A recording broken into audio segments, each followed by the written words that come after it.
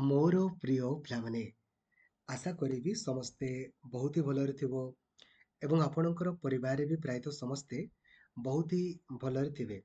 Finally ଯୋଉ ଆପଣଙ୍କର final merit list ଆପଣଙ୍କର ଆସିବାର ଥିଲା, ଏବେ ଆପଲୋଡ୍ ଆରମ୍ଭ ହେଇଯାଇଛି। ସବୁ ଜିଲ୍ଲାର ଆପଲୋଡ୍ ତ ହେଇନି, ଏବେ ଗୋଟେ ଗୋଟେ ଜିଲ୍ଲାର ଆପଲୋଡ୍ ହବ। ଯେମିତି ପୂର୍ବରୁ ଆପଲୋଡ୍ ହେଇଥିଲା ସେମ୍ ଜିନିଷ। ନୂଆ ଜିନିଷ ଆପଣଙ୍କର କିଛି ନାହିଁ। ଦେଖନ୍ତୁ, ସମ୍ବଲପୁର ଜିଲ୍ଲାରେ ଆପଣଙ୍କର ସମ୍ବଲପୁର ଜିଲ୍ଲାର ଅଫିସିଆଲ ୱେବସାଇଟ୍‌ରେ ଅଲରେଡି ଆପଲୋଡ୍ ହେଇଛି। ଆପଣ ଯଦି ପୂର୍ବରୁ ଚେକ୍ କରିନାହାନ୍ତି, ସେ ସେମ୍ ଜିନିଷ ହେଲା। ଆପଣ ଲକ୍ଷ୍ମୀଧର.com କୁ ଯିବେ। ଦେଖନ୍ତୁ, ଏଇଟା ମୁଁ ଆପଣଙ୍କ ପାଇଁ ଜୁନିୟର ଟିଚର ସିଲେକ୍ଟେଡ୍ ଆଉ ରିଜେକ୍ଟେଡ୍ ଲିଷ୍ଟ ସେୟାର କରିଥିଲି। ଆ ଉପରେ କ୍ଲିକ୍ କରିକି ଗୋଟେ ଆପଣ କ୍ଲିକ୍ କରି ଡାଉନଲୋଡ୍ ଉପରେ କ୍ଲିକ୍ କରିବେ। ସବୁ ଜିଲ୍ଲାର ପୁରା ସିଷ୍ଟମେଟିକାଲି ମୁଁ ଆପଣଙ୍କ ପାଇଁ ସଜେଇ ଦେଇଥିଲି। ଡାଇରେକ୍ଟଲି କ୍ଲିକ୍ କରିକି ଆପଣମାନେ କରିପାରିବେ। ସେଇଭଳିଆ ଏବେ ଯେମିତି ଫାଇନାଲ ମେରିଟ୍ ଲିଷ୍ଟ ଆପଣଙ୍କର ଆସିଯିବ, ୟାକୁ ମଧ୍ୟ ସେମ୍ ଗୋଟେ PDF ଆପଣଙ୍କର କରିକି ଡିଷ୍ଟ୍ରିକ୍ଟ ୱାଇଜ୍ ମୁଁ ସବୁଗୁଡ଼ାକୁ ଆପଲୋଡ୍ କରିଦେବି। ଆପଣମାନେ ଟେଲିଗ୍ରାମ ଗ୍ରୁପରେ ଆପଣଙ୍କର ପାଇଯିବେ। ଦେଖନ୍ତୁ, ଓଡ଼ିଶାର ସବୁଠାରୁ ବଡ଼ ଟେଲିଗ୍ରାମ ଗ୍ରୁପ୍ ରହିଛି ଆମର, ଓଡ଼ିଶା ଟିଚର ଆସୋସିଏସନ୍। ଯେଉଁ ଗ୍ରୁପରେ 1,98,000ରୁ ଅଧିକ ପିଲା ଅଛନ୍ତି, ସେଇ ଗ୍ରୁପରେ ଆପଣ ପାଇଯିବେ। ନଚେତ୍ ୱେବସାଇଟ୍‌ରେ ମଧ୍ୟ ମୁଁ ଆପଣଙ୍କ ପାଇଁ ଆପଲୋଡ୍ କରିଦେବି।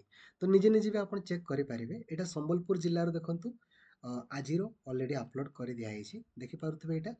ଏଇଟା ହେଉଛି ଆପଣଙ୍କର ଫାଇନାଲ ମେରିଟ୍ ଲିଷ୍ଟ ଆପଣଙ୍କର ସମ୍ବଲପୁର ଜିଲ୍ଲାର।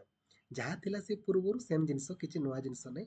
ସବୁ ପିଲାଙ୍କର ରୋଲ୍ ନମ୍ବର, ଆପ୍ଲିକେସନ୍ ନମ୍ବର, ନାଁ, ବାପାଙ୍କର ନାଁ, ପୁଅ କିମ୍ବା ଝିଅ, ତାପରେ କୋଉ କ୍ୟାଟେଗୋରୀରେ ଆପଣଙ୍କର ସିଲେକ୍ସନ୍ ହେଇଛନ୍ତି, ଯୋଉଟା ପୂର୍ବରୁ ଥିଲା। ସେ ଜିନିଷଟା ହିଁ ଆପଣଙ୍କ ପାଇଁ ଆପଲୋଡ୍ କରିଦିଆହେଇଛି। ତ ଆପଣମାନେ ୟାକୁ ଟିକେ ଚେକ୍ କରିଦେବେ।